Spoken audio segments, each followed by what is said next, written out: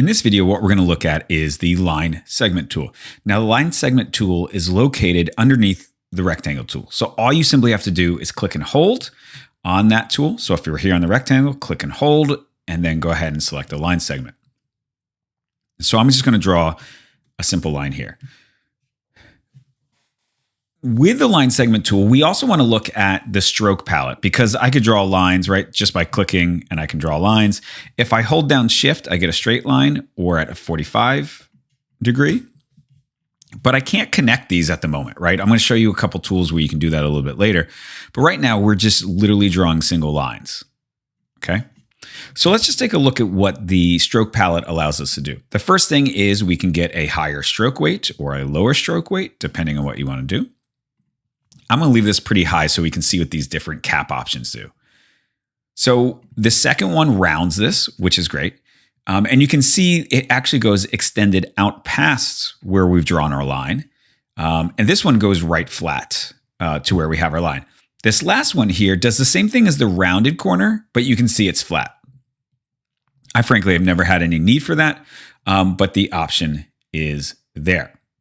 Now, some of these corner strokes and stuff like this, we don't need just yet. That comes in when we're actually have something that's connected in. So for example, if I drew something like this, you can see right now we have this corner stroke that's here that gives us this nice pointed shape. If I choose the center one here, I get a rounded corner, and this one gives a miter or a flat corner that's there. Okay. Some other things that you can do within the stroke palette, which are really nice, is I could do a dashed line if I wanted to. And the dashed line is interesting because right now it's set at 12 points, which is fine. As I make this stroke smaller, right, you can see that it's smaller. I can also change my gap that's here if I want to enter something specific in. So let's say we want to give more space. So you can see it's going with a 12-point dash with a 30-point space in between. Okay, so let's take that off. The next thing that you can kind of do with this is you could put arrowheads on these, right? And you can change the arrowheads. Very little use for that, but if you need arrowheads, it's great to have. The really big thing is this profile. So I can now change this to this nice thin profile that's there, right? Which is pretty neat. And there's all sorts of other pre-made profiles that are in here. And this is really nice for if I just wanted to create something, right? Like that, that's a really nice profile that I've added in, and it's just a bunch of lines that are here. Okay. So that's pretty much the line tool. There's some more complicated things we'll get into with the line tool, but this one is just kind of an overview, not only of line, but also the stroke palette. One last thing inside the stroke palette, which is really nice, is let's give this a bigger stroke too, just so you can see.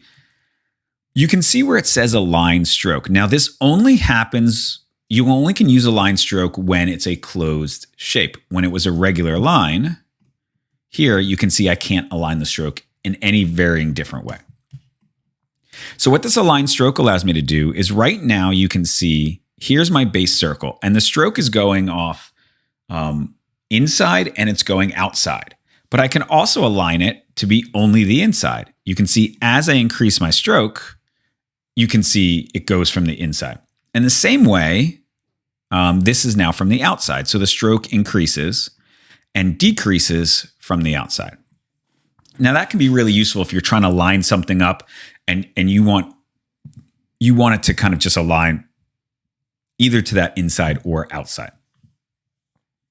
So those are kind of the basic varying functions that you can do kind of within Illustrator using the line and stroke tool.